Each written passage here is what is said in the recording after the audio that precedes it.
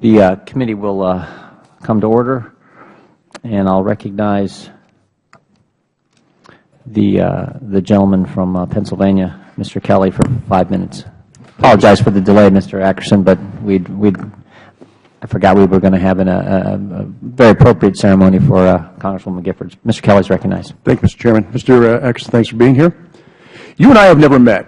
We've never done anything socially. We've never done anything, well, from a business standpoint, far away. I buy a lot of cars from you. But we are linked in a different way. Dan Danielle and I grew up in Butler, Pennsylvania. Mr. Danielle and yourself very good have a great relationship. Yeah. And I know the reason you're here is not because of any monetary gain that General Motors could have possibly offered you, because really your decision to go with GM was made with your heart and not with your head. Because you could have stayed in the private sector and it had been a lot more rewarding, and you wouldn't be, in fact, here today going through this. But the question goes back to, it has nothing to do with General Motors, but it does have to do with the apparent partnership that the government has with GM. And the reason I bring that up, and I know you say, no, that's not true. And I know Mr. Strickland said, no, that's not true. But you can't get away from certain things that are already on the table. And if we go to a slide, I think it's on page 3, and there's 2 slides. In one of the slides, this is some advice coming from the administration back to GM, and it's kind of a marketing thing. And one of the slides, and this is a 2009, May 2009 email, shows Treasury officials directing GM and how it would structure press releases, asking that references to the government ownership of GM be removed and taking it out of the lead. And then we go to another slide, and showing an email from May of 2009 again, and it talks about a member of the Automotive Task Force telling General Motors to coordinate with the UAW, the United Auto Workers, about the pending termination of pension plans for which GM is responsible. And the thing is, it says, at a minimum, this could get messy, and the UAW should probably be brought into the loop. Now, having served on a lot of dealer councils and being part of ad groups where we tried to get the message out about how good our cars were and how good our deals were and how you could trust your General Motors dealer and the General Motors products, walk me through some of that stuff, because it is, again, perception is reality. This hearing today is not about the Chevy Volt.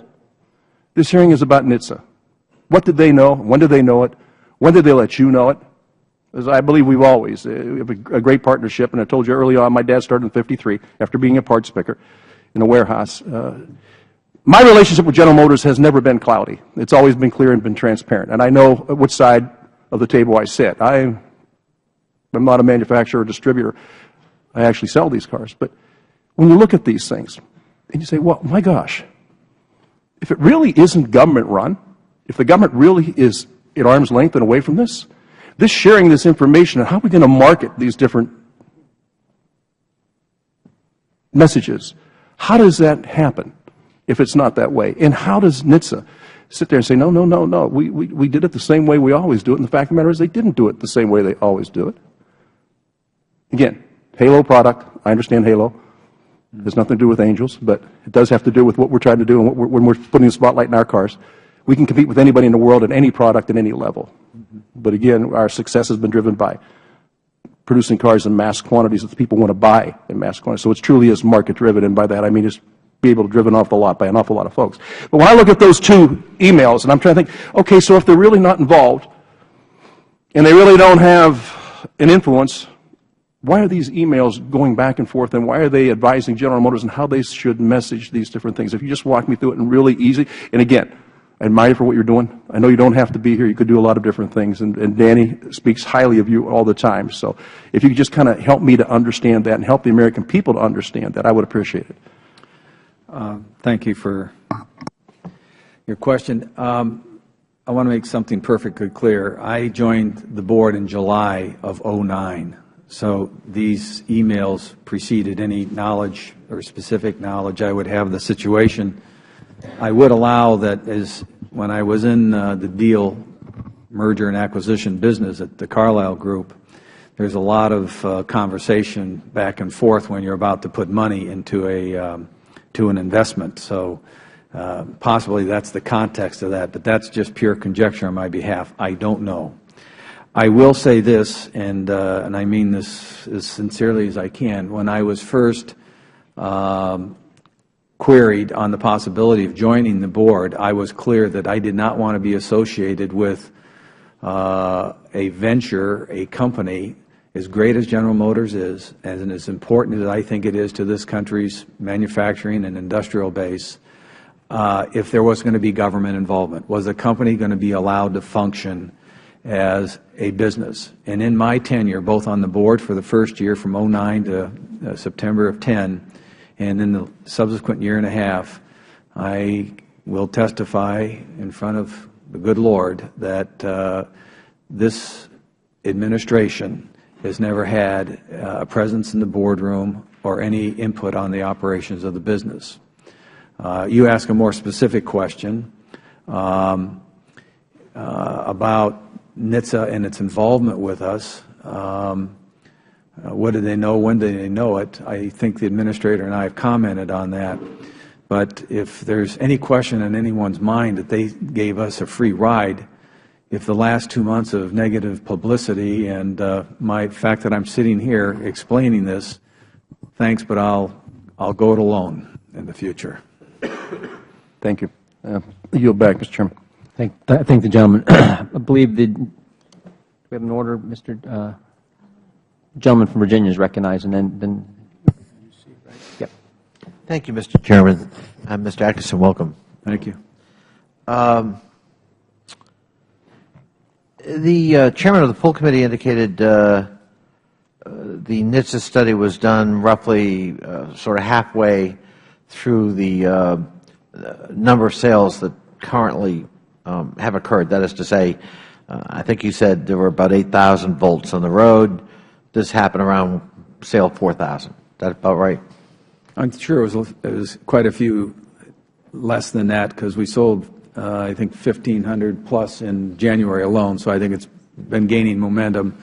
I would have said closer to 2,000 or 3,000, but I don't have the specific number before me. Now, of the 8,000 families or consumers who drive volts, how many have blown up or had fires? None. I'm sorry? None. None. Oh. Well, so the only example of any safety concern with respect to that occurred in a laboratory run by NHTSA? No, to be precise, the first one occurred in the field in a contractor, I guess a contractor to NHTSA's. It was a test facility in Wisconsin, and we hit it with a severe side impact, and it sat alongside the road with 3 other vehicles. 3 weeks later, a fire occurred, and it took us a while not only to understand which vehicle started the fire, under what conditions, because it happened over a weekend. Then we had to find the root cause. We had to disassemble the battery. You saw pictures of it. It was not all that easy to ascertain precisely what happened. Subsequently, tests were conducted to try to simulate that again, because you could have a bad test. Sure. We ran tests. We could, and crashed it again. We could not replicate a fire with the same conditions. We didn't depower. We didn't do anything. NHTSA could not do it. Well, I was listening to the chairman of the full committee, Mr. Iso, questioning you, and in the process of asking a question, he asserted some facts, and I want to make sure that you either do or do not concur with his assertions, that special, in light of this test, even though it hasn't been able to be replicated, we need to give special instructions for people so that it doesn't explode and blow up to, you know, if you're taken by a tow truck or put in a storage facility or a junkyard or even for that matter in a garage because there's reason to be concerned. Would you comment on that? I think the kernel of the issue is what do we do in a post-crash, multi-day, multi-week environment if we did not depower the battery. I think the lesson learned is after a week to 3 weeks, and then we could not simulate in the real world the condition that we experienced after 3 weeks. We had to pull the battery out pierce it, and essentially, this will be a slight exaggeration, drench the battery in coolant, and then a week later, it occurred. You had it, and it wasn't an explosion. That's been a little bit of hyperbole, I think. There was a fire. It smoldered for a while. It would spark. It takes a while, and then it would burn. When that occurred, even in a simulated laboratory, extreme, non-real world environment, the NHTSA initiated a formal investigation, and we went to general quarters. And you, as the CEO of GM, are so concerned about this, you went out and bought one yourself? I bought one of the cars that was returned, yes, sir. Thank you. Last night, the President alluded to the lithium battery research and development, advanced lithium battery, and if I recall, at the time we adopted the Recovery Act here in Congress, before we made the investment in advanced lithium battery research, the U.S. manufacturing share worldwide was something like 4 or 5%, and the projection is, like by next year, it's going to be 40%. Is that correct? Is that your understanding? I'm not familiar with those numbers. But in a brief period of time, manufacturing here in the United States of advanced lithium batteries has significantly expanded in the last 2 or 3 years. Is that not correct? That's correct. And, well, briefly, GM, before and after the bailout, could you just refresh our memory in terms of your world market share? Our world market share today, at the end of 2011, stands at about right around 12%. Roughly 1 out of every 8 vehicles in the world is manufactured by GM or one of its affiliates. Through at the end of 2011, it was the first time since '77 that we've gained market share 2 consecutive years in a row. Wow. And you've returned to #1 in the world? Yes, sir. I thank you, Chair. I thank the gentleman. Real quick before yielding to Ms. Maloney. Just so I'm clear, the protocols prior to this investigation and this incident were, and commonly understood, common sense, common knowledge, were to drain the gas tank and to disconnect the smaller battery, 12-volt battery that cars have. In a quote-unquote conventional car, yes, sir. Okay. And so for an electric vehicle, the protocols were the same. Yes, disconnect the 12-volt, drain the gas tank, but do nothing with the larger lithium-ion it would automatically disconnect from the circuitry. So the protocols for the electric vehicle were exactly the same as for a non-electric vehicle. Disconnect both batteries, disconnect the battery operation, drain the gas tank. I mean, that was common knowledge. Yes, but I want to make sure I'm perfectly clear. I think I'm going to ask the next question. Different than depower. Okay. That was my next question. So the protocols today are disconnect the battery, which entails both batteries, right, drain the gas tank, and, in your words, depower the larger battery, which means drain the coolant? No. Drain the tell me, layman. Discharge the battery. In other Okay. words, And what does that mean? Think of connecting a giant light bulb to that battery and just run it down. Oh, okay. Okay. Got it. Ms. Maloney. Sorry for the inarticulation, but there's not much more. Thank you very much, and welcome to the committee. Thank you. I would find it very difficult to imagine an America that did not make its own cars. So I am pleased that the President was able to report in his State of the Union the progress that the car industry has achieved in America. And I'd like to quote one line and put his whole statement in the record with unanimous consent. He said, "Today, General Motors is back on top as the world's #1 automaker." And a report I read last week said that there are over 700,000 jobs created by the auto industry now in America. And I'd like to put that report in the record. Without objection. Okay. I think that it's clear that this innovative car that GM has made has been caught up in the middle of politics. And some members appear more interested in making wild allegations for political purposes than in recognizing a promising technological breakthrough. And I'd like to ask you, and give me a yes or no answer, is it true that the Volt was first shown at a General Motors electric vehicle concept at an international auto show in January of 2007, more than 2 years before the swearing-in of President Obama and the company's filing for bankruptcy? Yes, it was shown at the Detroit Auto Show. Okay.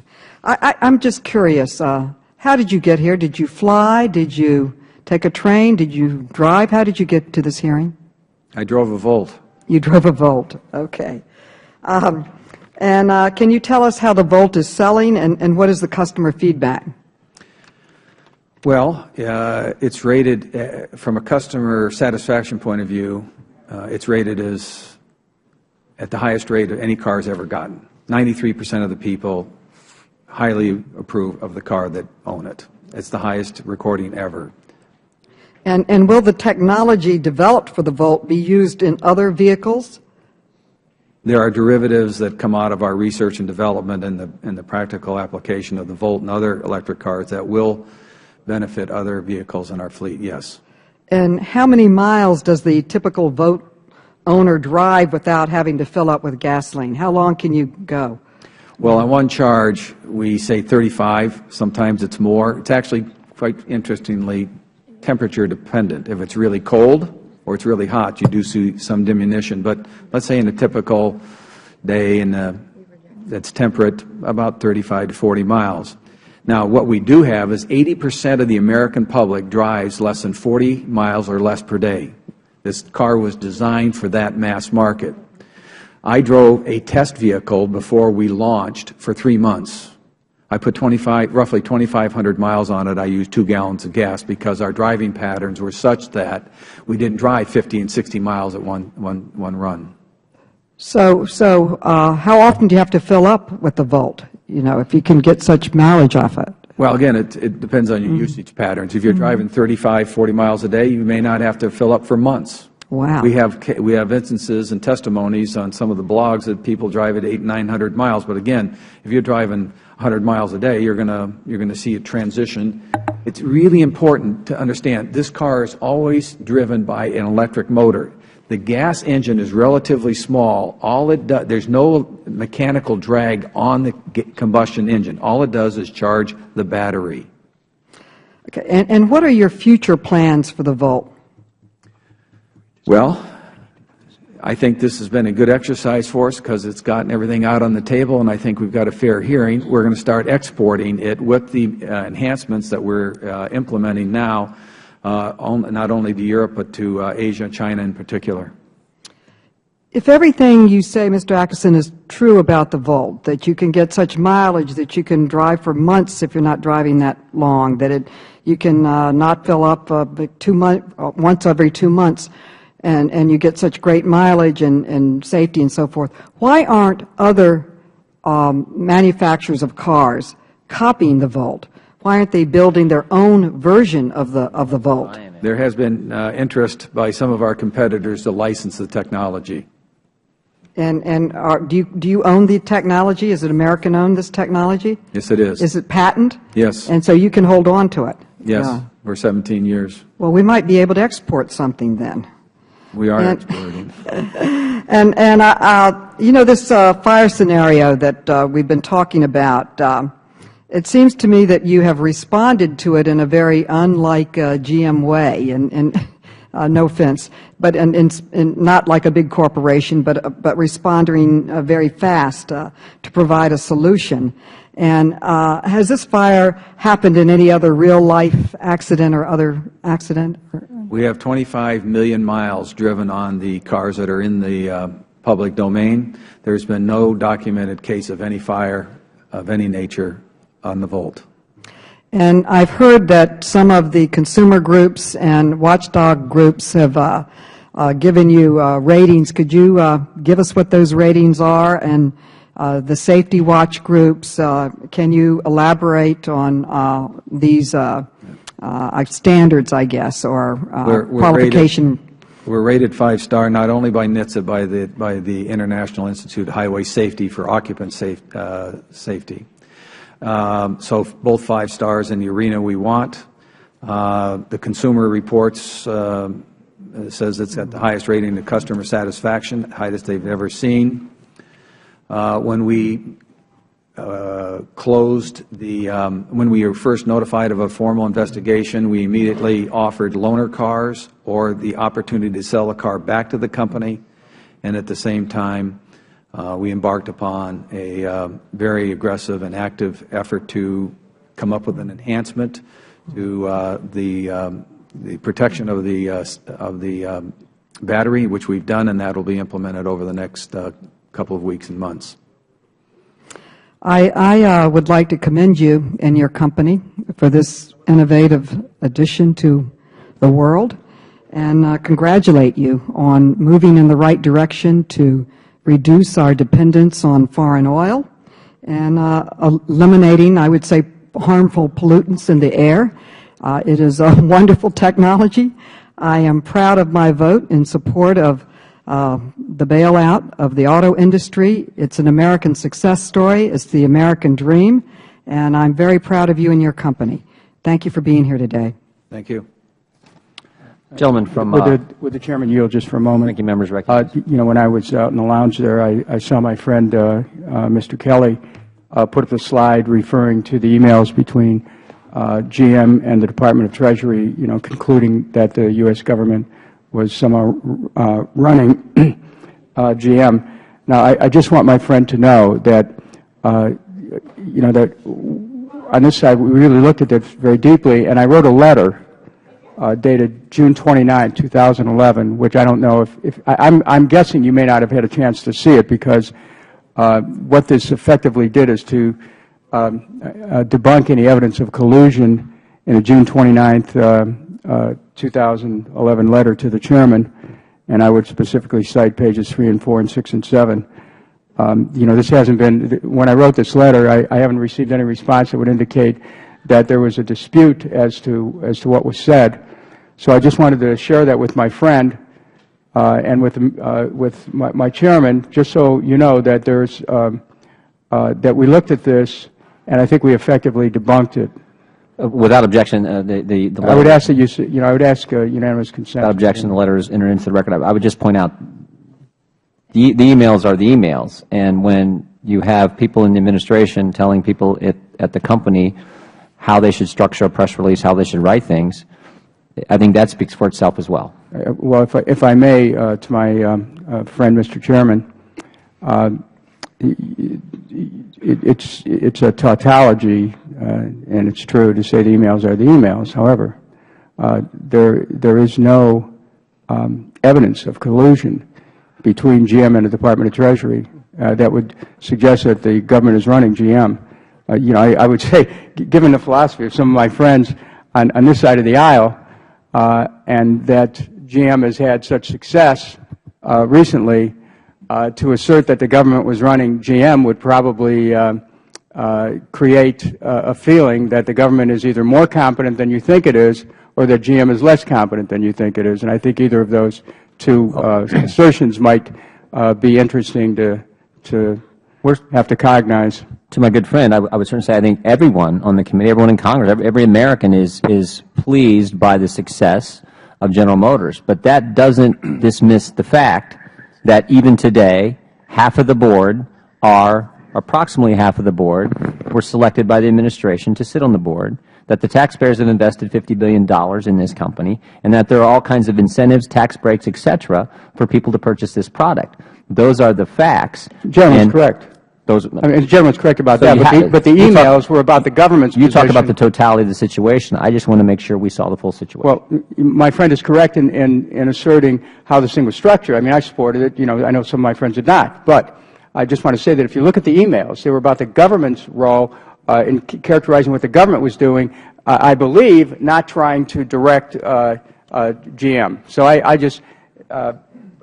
want to thank you for giving me the opportunity to present that. Thank you. And while we're on this subject, if I could also enter into the record the Committee on Oversight Government Reform preliminary report on the effects of the bailouts and the policy of the administration on this issue. Without objection, so entered, and I think If I could. Mr. Kelly gets the last word. Mr. Ackerson. I don't mean to have the last word, but, you know, we use this term, the government's investment. We talk about this body made a decision. This is taxpayer money. We're not some benevolent monarchy that showers favors on people. We take it out of hardworking American taxpayers' pockets, and then we decide who gets it. I'm appalled by this attitude down here that somehow we have the ability to pick and choose winners and losers, not with our own money, but with taxpayer money. Well, and then we say, well, geez, you know what? We made a great decision for you, taxpayer. Really? Really? $50 billion. That's a B. That's a lot of money. In a time that throws around trillions like it doesn't matter, and it doesn't matter to them because it's not their money. And I'm going to tell you, Mr. Kucinich, you and I agree on a lot of things, and we are entitled to our own opinions, but we're not entitled to our own facts. The truth of the matter is, the government has been involved in this far deeper than they ever should have been to begin with. Mr. Ackerson knows how to run GM. He has a history of running great companies. He does not need somebody who's never run a company to tell him how he's going to spend the money, and we're going to shower this on you. I'm going to tell you, if you want to throw money, if you want to throw $7,500 in a tax incentive, and then Pennsylvania throw another $3,500 in a tax incentive, and you want to talk about rate of sale and day supply, when it's your money that's on the shelf and it's your product that has to turn because it's your dollars, and you're damn careful about how you put that money. This is taxpayer money that's being used. And I'm not going to yield, because I got to tell you something. There is such a disconnect in this town with the way the real world works. General Motors does not need the help of the taxpayers to subsidize their cars. You want to see them, you want to move a market, throw $7,500 on a cruise. Not from General Motors, from the taxpayers. You want to see that needle jump? You want to put thousands of people back to work? Yeah, you can do it in a lot of different ways. But you know what? Stop taking it out of my wallet. And I am deeply offended by the attitude down here that somehow this merry-go-round is going to continue to spin, and there's no consequence. There are a lot of important things that happen, unintended consequences by people who've never done it, don't have any skin in the game, and are spending taxpayer dollars. That is absolutely ridiculous, and that's something we've got to stop doing. This has nothing to do with Mr. Ackerman. This has nothing to do with General Motors. This has to do with an administration that can't keep its fingers out of the pie. Well, if I may, in response, if I may, just briefly, I mean, this hearing was about, I thought about the safety of the vote. It may have other dimensions. I want to tell Mr. Kelly, who is my friend, I did not vote for the bailout of the banks because I didn't want the government to be involved in picking winners and losers. Now, the American automotive industry was on the verge of collapse, and I felt, given the primacy of that American automotive industry to our strategic industrial base, including automotive, steel, aerospace, and shipping, that the prudent thing to do would be to make an attempt to rescue it. GM's management has helped to conclude it. But again, I don't see, and to my good friend, we have strong differences of opinion on this point. I understand. I respect that. I really do respect you. But I just think that that the evidence of collusion that's being offered here hasn't been supported by the facts. And I respect you greatly. Thank you. With that, we want to thank Mr. Ackerson for, I know you're a busy man running a big company. We appreciate what you do, and we appreciate you taking the time to be with us this morning. Thank you, Mr. Chairman. All right, we will quickly move to our third witness, and if the staff can help us set that up, because we have to get out of here in about 15 minutes. There you go. Thank you.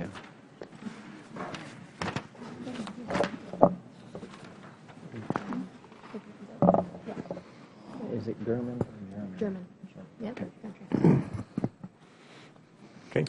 Shall I get started? Yeah. Okay. I'm pleased to welcome to the committee Mr. John German, who is a senior fellow and program director for the International Council on Clean Transportation.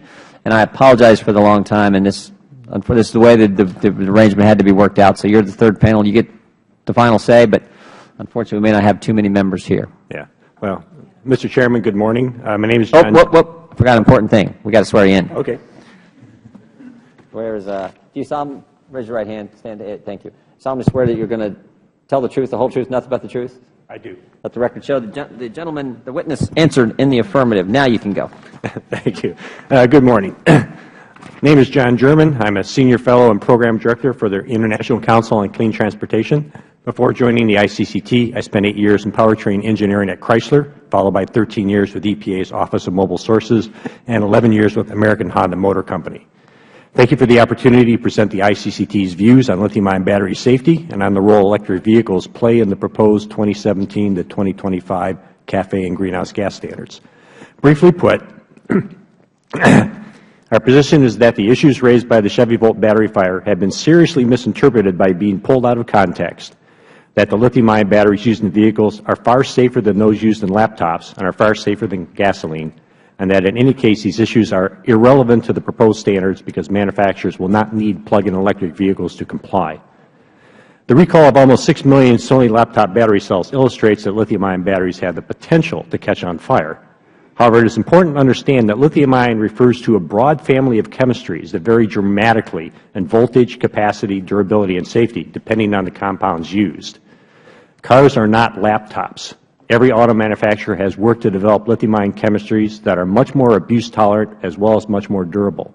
Safety is further improved with cooling systems, internal cell isolation, and external packaging of the battery pack. Every auto manufacturer also understands that any new automotive technology will be scrutinized minutely. Problems with safety, drivability, and reliability will be highly publicized and may create the perception that the new technology has problems. Thus, manufacturers take great pains to ensure problems with new technologies are minimized, and they start with low-volume production so they can closely monitor and quickly correct any unanticipated problems. So the proper context of the Chevy Volt battery fire is this. This was a single incident that occurred after a highly invasive crash test, not in use. It took 3 weeks for the fire to start. The battery was not discharged after the crash test. Thanks to extensive outreach and education by Toyota and Honda and experience with hybrid vehicles, body shops and junkyards know to disconnect or discharge the battery pack before working on it or storing a vehicle, just as they remove any fuel from the tank. The fire was extremely difficult for NHTSA to reproduce, and there have been no fires related to lithium-ion batteries reported in the Volt, the Nissan Leaf, or in any hybrid vehicle using lithium-ion batteries. More important, the relevant question is not whether lithium-ion batteries can cause a fire under extreme conditions, but whether electric vehicles are safer than conventional vehicles. Let me quote here from a 2010 report by the National Fire Protection Association. In 2003 to 2007, U.S. fire departments responded to an average of 287,000 vehicle fires per year. These fires caused an average of 480 civilian deaths, 1,525 civilian injuries, and $1.3 billion in direct property damage annually. There are approximately 250 million vehicles in the U.S., which means there is about 1 vehicle fire per year for every 1,000 vehicles. Such a high rate of vehicle fires would be completely unacceptable for any new technology or fuel. And it is only because of our long familiarity with gasoline fires that we accept this level of risk and fatalities, even as an isolated battery-packed fire 3 weeks after a crash test with no one in the vehicle generates headlines for weeks. Electric vehicles are far safer than gasoline-fueled vehicles with respect to fires. As I noted, perceived risk can be very different from actual risk, and it is possible that publicity about rare lithium-ion battery fires could depress electric vehicle sales. However, even if this occurs, it will have no impact on the ability of manufacturers to comply with the proposed standards, as plug-in electric vehicles are not needed to meet them. The opportunities to reduce fuel consumption in the near term using conventional technology are much greater than most people realize. Computer simulations and computer-aided design are enabling vastly improved designs and technologies. Onboard computer controls provide unprecedented optimization of vehicle operation. Rather than slowing down, the pace of technology development has accelerated. To give a single example, in 2001, the National Research Council estimated that turbocharging and downsizing would improve fuel economy by 5 to 7%. Current estimates are 10 to 15%, as in the Ford EcoBoost engines. This doubling of the efficiency benefit in 10 years is not because the older estimates were wrong, but rather due to rapid improvements in combustion and turbocharging technology. The efficiency estimates in the proposed rule are actually quite conservative. The enormous advantages to society from reducing the amount of transportation fuel we consume are well documented, from the energy security benefits of reduced oil imports and improved balance of trade, to the economy-wide benefits of putting billions of dollars in fuel savings into consumers' pockets. Countries worldwide are adopting compatible efficiency standards. In this dynamic global auto market, the U.S. must be able to compete on the same technology terms. The written testimony I submitted to the committee contains more details on these points, and I would be happy to address any questions. Thank you. Thank you, Mr. German. Let me just, and I'll be brief here. You heard, you've been here all morning. You heard when I asked Mr. Ackerson about what the protocols are when there's been a crash and how you drain the battery or disconnect the battery, excuse me, and drain the gas tank. Now, in your, I believe I got this right, in your testimony you just gave to the committee, you talked about disconnecting the battery. But in your written testimony, and the question I had here was, you say, all junkyards know to discharge the battery pack before storing, just as they remove any fuel from the tank. And so in your written testimony, you used the same term that Mr. Ackerson used, discharge the battery. Do you mean, when you say discharge, what Mr. Ackerson described? Is that what, are you both, is that term of art, and it means the same thing? Yes, it means the same thing. Okay, so if every junkyard knows to discharge the battery, why didn't NHTSA discharge the battery? I cannot answer that. In my written testimony, I've also I wrote this over the weekend, and even the junkyards, I should have said disconnect or discharge. The experience that we have is... Well, but this is important, because if everybody knows it except NHTSA, and NHTSA didn't do it, and that causes the fire, then that definitely puts into question the capability of NHTSA to deal with the issue that the ranking members brought up, that all members are concerned about, the safety. If they can't even figure out, hey, you're supposed to do what the guy at the junkyard knows you're supposed to do, that's a problem. Yeah, even the relatively small battery packs in conventional hybrids are powerful enough to kill people. And Toyota and Honda, when they brought out the first hybrids 10 years ago, went to a great deal of trouble to educate emergency responders, fire departments about the dangers and how to safely handle the vehicles, how to disconnect the battery pack, what to avoid. So this education didn't start with the Volt. It's actually been going on. Well, fill me in, because maybe you're educating me now a little bit with what you just said there. So you've said other car manufacturers have talked about what needs to happen for emergency responders. You were here earlier. Mr. Kelly's now left, but Mr. Kelly talked about the gloves and the utensils and the protection that technicians have to use when working on an electric vehicle. Is that a concern for the volunteer fireman who's showed up at the scene, who's trying to save a person's life? Is his life in greater danger if he does not know that this is an electric car with a lithium-ion battery in it? Yes, absolutely. One of the major. And what kind of procedures does he or she have to take if they're an emergency personnel called to the scene trying to save someone's life? What kind of things do they have to do when dealing with this type of vehicle? They have been given training on location of high voltage wires and what to avoid. For example, if using jaws of life, they have been given information on how to manually disconnect the battery pack if necessary. There's all kinds of safeguards to shut it off automatically, but just in case, they're still trained on how to deal with this. And is it much more extensive procedures they have to go through with an electric vehicle compared to a conventional automobile without this larger battery? There is some additional that they have to deal with to make sure that they avoid the electrical shocks. The danger is much less than from gasoline, but it's still something that they must be aware of. So the volunteer fireman knows real concerns exist. The guy at the junkyard knows real concerns exist, and yet the folks at NHTSA seem not to have known real concerns exist. Is that fair? You're now wandering off into areas that I can't comment on. Yeah, well, but you may not comment on, but you wrote about it. Yeah. You said all junkyards know to discharge the battery pack before storing, just as they know to remove any fuel from the tank.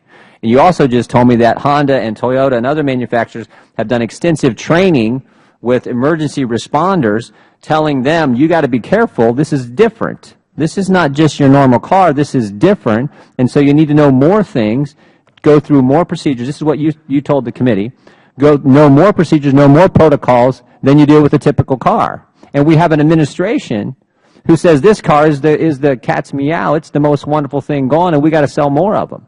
And you're telling me NHTSA, the organization in this administration charged with safety for consumers, for American purchasers, didn't know what the guy at the junkyard knows and what the volunteer fireman knows in my community. Right. Again, those are questions better directed at NHTSA. The one thing I can say is that there has not been a recorded case of a battery pack catching on fire. So it may have just been oversight. I don't know. Yield to the gentleman from Ohio. Thank you very much, Mr. Chairman. Mr. German, in your testimony you allude to pictures of blazing laptops, and a recall of almost 6 million Sony lithium-ion laptop battery cells in 2006 have caused people to have a misconception that all lithium-ion batteries are highly flammable. Now, can you explain the different types of lithium-ion batteries and what your expert opinion is about the safety of the batteries being used in vehicles like the Volt? Yeah. Unfortunately, there's a wide variety of lithium-ion batteries out there. But the ones that are being developed for automotive use are all far safer than what is used in consumer laptops. Manufacturers. So then do you concur with other witnesses that lithium-ion poses no greater risk than gasoline vehicles for fire hazard? And like gasoline vehicles, those risks can be managed. Yeah, well, the gasoline vehicles have far higher risk than lithium-ion does. Because the gasoline is highly flammable. It can actually explode under certain conditions. It will ignite under a fairly wide range of air-to-fuel ratios. Whereas lithium-ion, it's because of how the lithium-ion batteries are packaged that they are more isolated from contact. But the other main thing here is that you can design lithium-ion chemistries in a way, for example, if you exclude oxygen from the chemistry, putting oxygen into the cell causes it to be much more flammable when it reacts with the lithium. So just by excluding oxygen, you've taken a major step towards. So what's the role of oxygen in car fires then? Because there's 200,000 car fires every year in the U.S. where gasoline ignites in seconds. What's the role in that? And that's because the gasoline is exposed to the oxygen. The gasoline needs oxygen in order to burn. So is it your testimony that these lithium-ion batteries that are used in the Volt are much safer than gasoline-powered cars with internal combustion engines? Yes. Yeah, General Motors has chosen a cell chemistry that is quite good on safety, and they have also gone to a lot of trouble to protect the battery pack in case of an accident. And there's no doubt in my mind that the system is far, far safer than a gasoline. You received a pretty prestigious award for excellence in automotive policy analysis, did you not? Yes. The Society of Automotive Engineers established an award for excellence in automotive policy analysis. I was the first recipient, not so much because I did better analyses, but because my reputation is that my conclusions are always based on the analyses. Okay. Thank you very much, Mr. Chairman. The gentleman from Virginia is recognized. Thank you, Mr. Chairman. Welcome, Mr. Chairman. Mr. Chairman, you were asked some questions on NHTSA's testing and how come NHTSA didn't get it when tow truck companies got it and storage facilities and junkyards and so forth. Are you an expert on NHTSA and its methodology? No, I am not. Have you ever worked with NHTSA? I have really the only times I've worked with NHTSA is in connection with the vehicle CAFE standards. Right. There have been instances where I've gotten involved to safety impacts of vehicles as it relates to fuel economy, such as lightweighting of vehicles. So that's my one area that I have interacted with NHTSA on the safety front. Right. So, but let me ask a follow-up question to that. So were you involved in this particular test? No, I was not. So you're not, you have no firsthand knowledge of what they did, why they did it, how they did it, and why it differs from other experience. That's correct. And for all you know, this is an isolated, as your predecessor at that table just testified, sometimes tests, are outliers. They don't really indicate anything other than something must have gone wrong. Yeah. Is that fair? That's fair. And I think it's also fair to say that NHTSA will always discharge the battery after a crash test in the future. Okay. Are you aware of any consumer who's experienced fire, explosion, or any other direct threat to his or her safety in driving the Volt? Not related to the battery pack, no. Right. You were, in response to Mr. Kucinich, you were saying that actually the risk, the safety risk from a gas fueled vehicle is actually higher than that of a lithium-ion battery propelled vehicle. Would it be fair to say, in understanding your response to Mr. Kucinich, that actually the probability of an explosion or a safety incident with the mechanism of fueling the vehicle is higher when it's gas fired than it is with, frankly, an electric vehicle fueled by a battery? Yeah, no, it's far higher. We have, on average, over one person die per day from vehicle-related fires. But it's just so people are so used to it that it's not made it's not national news anymore. I yield to the Chairman. Well, I'm just going to say that's not the question. The question is, if you drain the gas tank, discharge the 12-volt battery, but don't discharge the bigger battery, then the question is, which is a greater safety concern? Even in that situation, the gasoline is still a much, much greater concern.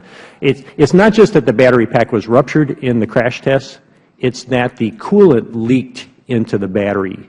Without that coolant leakage, there would have been nothing for the lithium-ion chemistry to react with. So it required that combination, and it's not a common situation at all. Reclaiming my time, and I thank the Chair for that clarifying question. But of course, actually, my concern is that, unintentionally, of course, we're having a hearing here on, the safety of an electric vehicle, and I wouldn't want American consumers to get the wrong impression by virtue of the fact that there's a congressional hearing. Just the fact that we do that, raising some questions, could perhaps plant doubts in the minds of potential consumers, doubts that are not, so far, based on the testimony we've heard here today, justified. As a matter of fact, the public can feel somewhat reassured, based on the testimony we've heard today, that they're actually safer than the normal car you drive with gas. Now, that doesn't mean there aren't some concerns and questions that have to be answered, as the Chairman indicated, but I just wanted to put it in context to reassure the public that may be watching that, we don't think there's some huge challenge here, especially given the fact that many of us want to see a future for the electric vehicle. Speaking of which, since I'm going to run out of time, your area of expertise is especially clean technologies, vehicular technologies.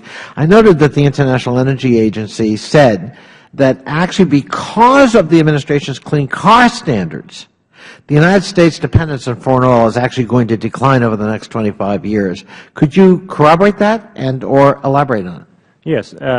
The standards will increase the efficiency of vehicles considerably, and that will reduce the amount of fuel consumed. It's actually equivalent to drilling new oil wells in the U.S. It has the same impacts on reducing our oil imports and on economy-wide benefits. Yeah, Mr. Chairman, my time has just run out, but I just think that's actually an extraordinary statement and an extraordinary fact, and a very heartening development when we're looking at the role of technology in lessening our foreign oil dependence. I yield back. I thank the gentleman, and I thank our witness, and we are adjourned. Thank you. Nice job, buddy. Thanks for